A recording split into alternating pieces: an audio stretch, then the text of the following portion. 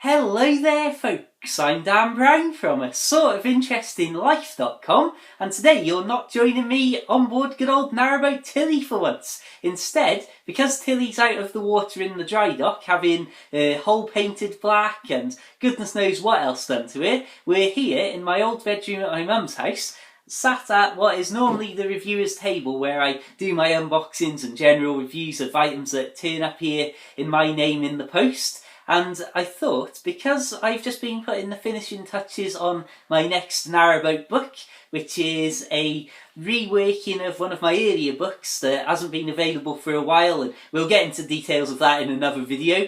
But while I was writing it, just a momentary throwaway sentence in a random paragraph required me to have a look in this. This is my old Walker's notebook.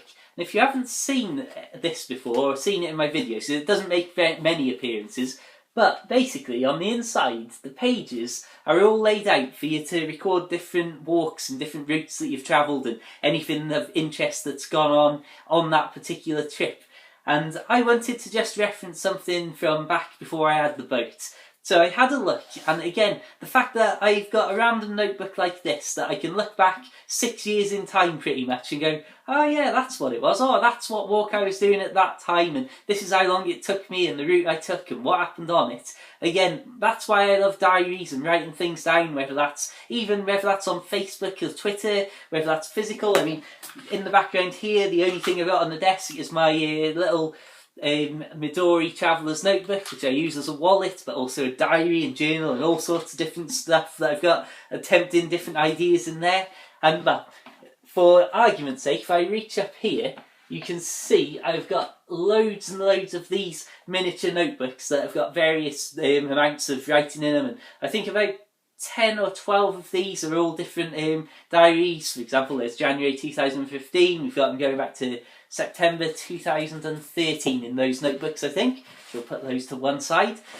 That didn't quite go to plan.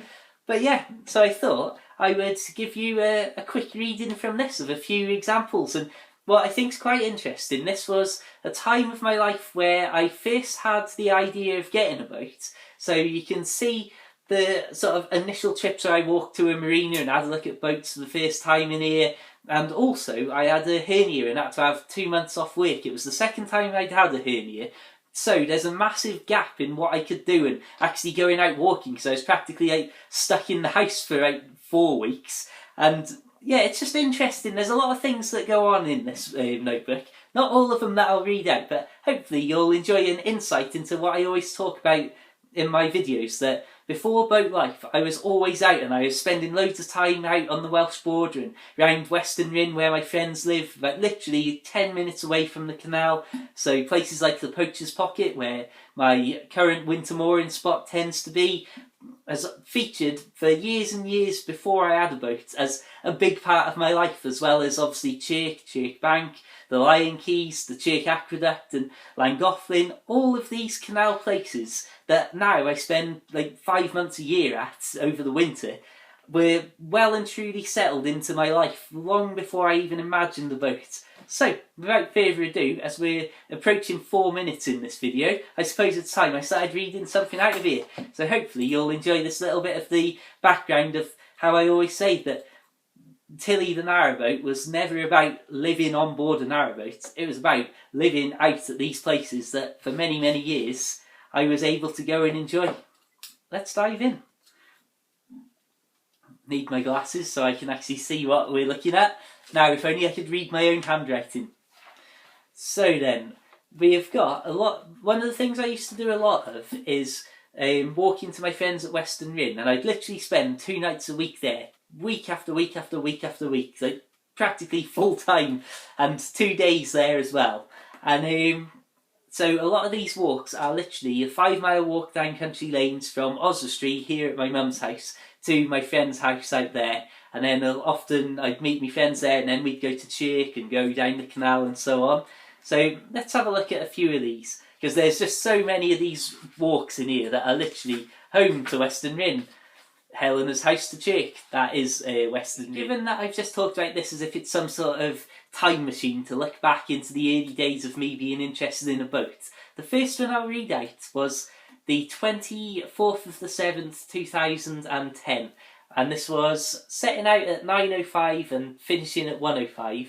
8.1 miles, 4-hour walk, and it went from Western Rin to the marina and then back to Western Rin, as this was a walk that me and my friend Helena did after I'd stayed at their house. This is the friends that I talk about. And so, again, this is literally going to the marina just after those initial ideas of, God, I might be able to buy a boat in the future. Obviously, again, this is exactly 2 years before I actually bought the boat. I've just realised, I'm sure, 24th of the 7th, I paid and bought an narrowboat Tilly and signed the documents. Anyway, that's just amazed me. So, we walked over the aqueduct, we walked through Chirk and down the canal, then up the road to the marina, then back to Chirk on the roads, and basically a very rural route. And my actual notes on the walk properly are: an awesome walk with Helena, went to the marina to see the boats, it was a really lovely calm day, went to Chirk Park for a pasty on the way, and then had a tortilla in the golf course car park. That's the golf course that isn't there anymore. That is literally, you go into the entry of the golf course and it's the entry to Chirk Golf Course, or was, and also the marina. So that's why the golf course car park gets a mention. But again, that's only a tiny little entry, but how fascinating. I'm sure the 24th of the 7th, I've got myself doubting myself now, but that was the day. In fact, if I just stretch out across the camera here, somewhere, I should be able to have a look in this book and see, again, Dan's boaty book there. Got here, 6 p.m. Tuesday the 24th of July, my diary entry, which is at the very end of the book that I've just finished writing. So stay tuned for that in the future. Here's one that's another iconic walk that I often think about if I'm ever in the area, and this is from the 12th of January 2010, where me and two friends met up just about 10 minutes from where I am now and went to Peniguelly Reservoir, which I've got a Dan and Sarah Adventures video to upload very soon, so stay tuned for that because it's a beautiful place. And we did a huge loop of 11 miles. It took us 5 hours and 15 minutes to do that, which seems like a long time considering the timing of a lot of my other walks in here, until you get to the details of why it was such a slow walk. So, the comments are: me, Stu and Rob set off in good spirits, expecting deep snow. It turned out to be deeper than we could have imagined, easily well over waist deep off-road. A farm gate was covered. You would randomly sink to the hip as we walked. Now, there's a few details in there. When I say it was deep, and talk about the farm gate being covered, you're literally talking about one of the big farm gates that would probably come up to about here. So there's definitely places where the snow was like piled up and drifted and packed high, literally probably over my head height, which I know I'm hardly the world's tallest person, but still, it's an impressive level of snow. And the fact that we came to a gate and just walked straight over the top of it it's one of those experiences that's like, wow, this is very, very deep snow. And again, going out into a really rural area, just beautiful, so quiet and silent. So we'd randomly sink to the hip as we walked, and again, that's not an exaggeration. We'd walk and then suddenly your foot would just go whoosh and just go straight down. Anyway, carrying on here. Really cold, as you would imagine. The reservoir was frozen over and snowed on. There was a hilarious snowman at the foot of the reservoir road, which again, somebody just made the most feeble snowman and then stuck two really long sticks as arms, which just made us chuckle, as it just looked like some sort of, almost like a Kermit the Frog running away with his arms flailing around, that sort of effect. Absolutely incredible, and will be talked about for decades for sure. The Great Winter of 2010. Again, this is coming from somebody who has, over my life, very rarely seen proper deep snowfall, and certainly not in this area really. There's only one time in my life that I can remember excessive snow after snow after snow after snow for a good few days until the schools were closed, for example, which literally in my whole life it's only ever happened for 2 days. Yeah, I just wanted to mention that one because that that was just a great walk, and I love the fact that I talk about it as if it's talked about for decades for sure. Anyway, moving on. Home to Western Rin. Again, another classic route. Walking in and out, left, right and centre. Now, this is an interesting one. It's 9.8 miles. So this is going to, just from reading that, I know this isn't going to be the normal 5-mile walk. So, let's get to it. Set out with perfect weather. Should have left my coat at home! Exclamation mark. Oh, what an anecdote. Met Helena at her house and off to Chirk we went. Had a random walk around Chirk. In Chirk, it went really cold. Popped into the co-op to get a loaf of bread and a pasty. Walked back through the tunnel to Helena's, but it was so misty that by the... Hang on, I cannot even read my own writing, I apologise for that. It was so misty, caught the bus back after some awesome fun. So, good times basically, and I understand that. I couldn't figure out the caught the bus sentence. As again, if you know that I've already walked almost 10 miles in that day, if I'm not prepared to walk further back, then I must have been expecting some sort of mischief in the weather conditions. Anyway, moving on to the next one. Again, home Western Rin Chirk. This is 10 miles. Start time at 8:50 on the 13th. Oh yeah, I should read out. That one just mentioned then was the 6th of February 2010. This one's the 13th of February. And again, keeping in line with Chirk, Western Rin, the canal, all that area, very important and so on.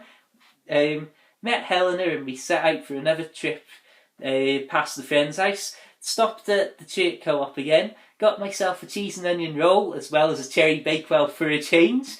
Not a perfect sunny day, but not bad.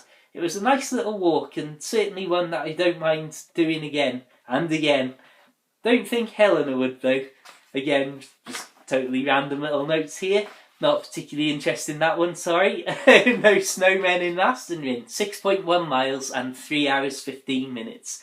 On the 8th of the 1st, so just before the previous snow one, as we had more snow between these two walks. So we went up into the local hills, which again you'll probably have seen videos of me walking from the boat on the canal up through Western Rin and into the little hills at the background. I like the way I'm signalling all these places as if we all know where I'm talking about. Anyway, whoa, really deep snow. The lanes up the hill were covered in ice and the fields in snow. We had a great time till we attempted a shortcut and ended up lost in the woods and walking through fields of knee-deep snow. When we got out of the last field, our trousers had started to freeze solid around our shins. And I remember that as just a fascinating incident, that the snow when we were walking was getting, obviously just started to melt a little bit around our trousers from our body heat and so on.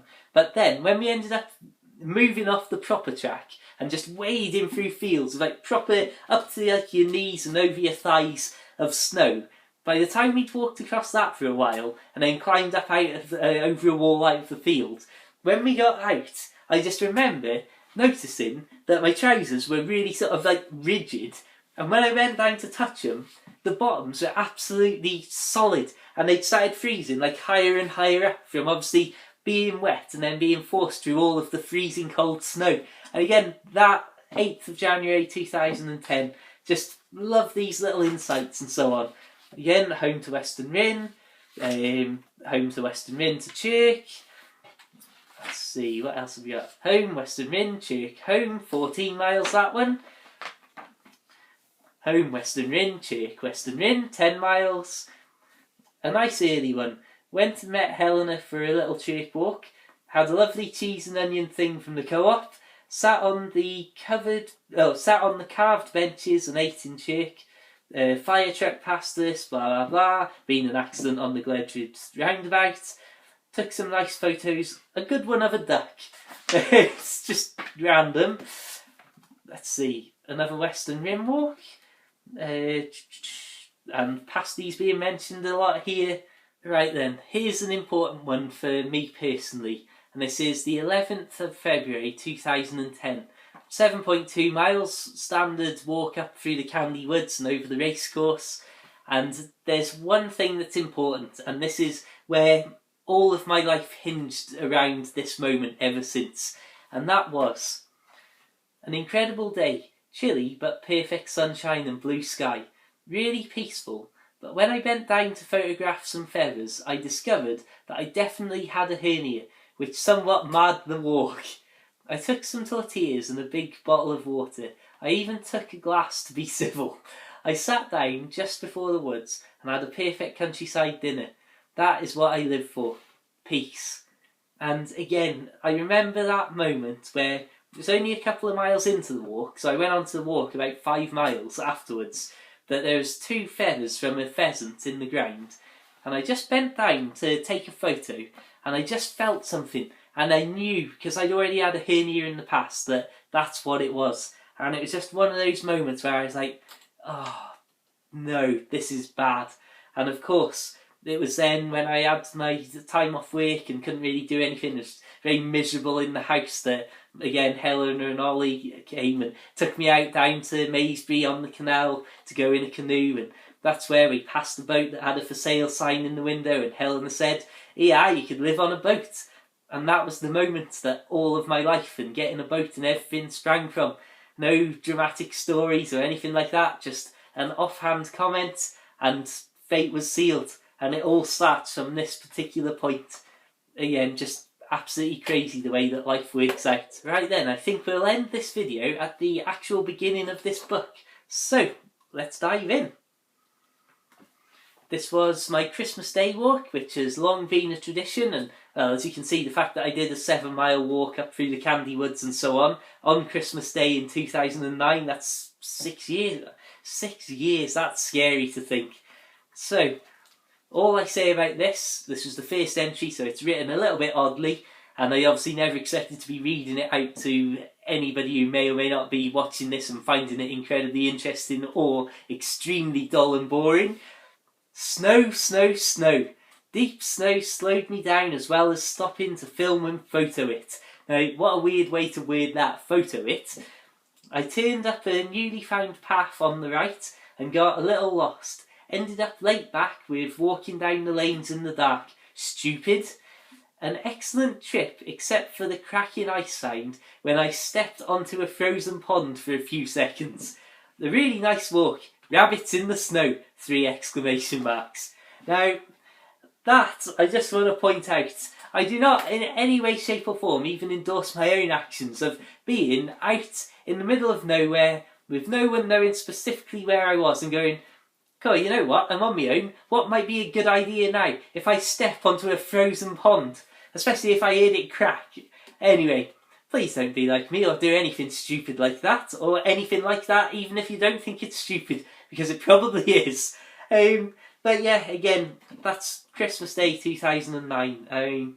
Being able to look back at these and see the times that I was getting in and out, and it took me 2 hours 55 minutes, and there's a video I've even got on YouTube of that Christmas Day Candy Woods or something like that, and I can see exactly what I was up to and exactly the timing and everything, and I don't know, I just love this sort of stuff. And like I say, I've got so much stuff here that I can look back in.